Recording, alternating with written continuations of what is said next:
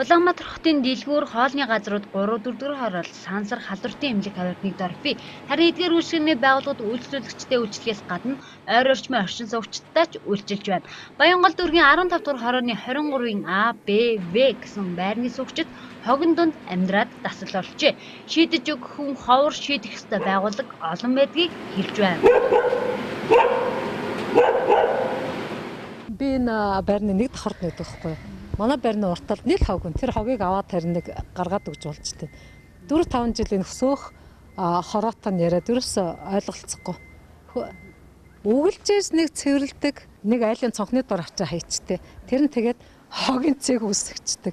Тэгээ би одоо хогийн цэг дээр 70 давхрын хогийн цэг дээр хүмүүс амьдрдаг л гэдэг нь би бас хаан ч амьдраад ойлгохгүй л ба тэрийг.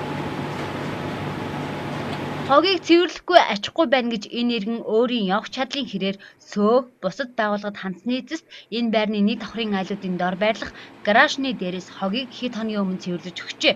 Гэвч цаана өнөөх үйлчлэгний байгууллагуудын хог үлдсэн.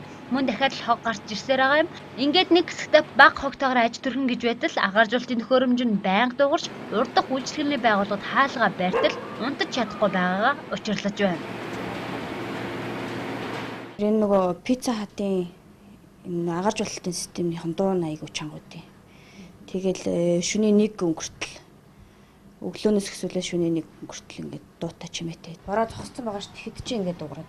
Одоо энэ дуу ингээд одоо чив чимээгүй яж хахад ингээд гэртээ ингээд яж хаа. Шөнийн ингээд яг бодлох гад ингээд хөтлж амар юу гэдэг байхгүй. Төвхтэй байдаг байхгүй. За зөвхөн бид бүхэн Баянгол дүүргийн 15 дугаар хорооны нутаг дэвсгэрт байрлах 23-ын Б гэсэн байрны бол одоо замын урт талд нь бол ирсэн байна. За энэ байрны хувьд гэх юм бол 300 гаруй оршин суугчтай. Гэтэл энэ 300 гаруй оршин суугчд бол өнөөдөр яг миний ард харагдаж байгаа энэ мэтчлэг хогин дунд мөн дээрээс нь яг танд сонсогдож байгаа үйлчлэгний газруудын дуун чимээний дунд бол амьдарч байна. Эдгээр иргэдийн хувьд гэх юм бол энэ дуу чимээг басгаад өгөөч гэж 11 үйлчлэгний төвд хандаж энэ үйлчлэгний төвүүдэд одоо арга хэмжээ авч болох уу, энийг нь басгуулах тал дээр анхаарч болох уу гэж хүсэлт маш олон удаа гаргасан боловч энэ бол бидний хариуцах ажил бишээ гэж хариулсан байгаа юм. Энэ мэтлэнгээр бол сөөх мөн үйлчлэгний төвүүдэд хандаад бол иргэдийн энэ асуудлыг шийдэх хүн бол одоогоор олдоогүй байна. Энэ 3 байрны хувьд гэхэд 300 өрхийн 1500 гаруй иргэд хог үнэртэж цонхоороо харж сайхнаар хэлбэл салхинд найгах модод шиг чимээг сонссоор өдөр бүрийг өнгөрөөсөөр байна. Сөөхийн мөнгөнд сар бүр доотлол нь 9900 төгрөг төлдөг айлууд хогны асуудлаа сөөхтөө олон дахин хэлсний эцэст сардаа нэг цэвэрлүүлнэ.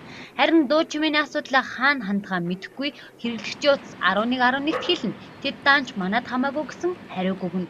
Энэ мэтээр хотын төвд хогондоо баригд амьдарсаар л байна. Хин хизээн асуудлыг шийдэж өгөх нь тодорхойгүй олон жилийг үджээ.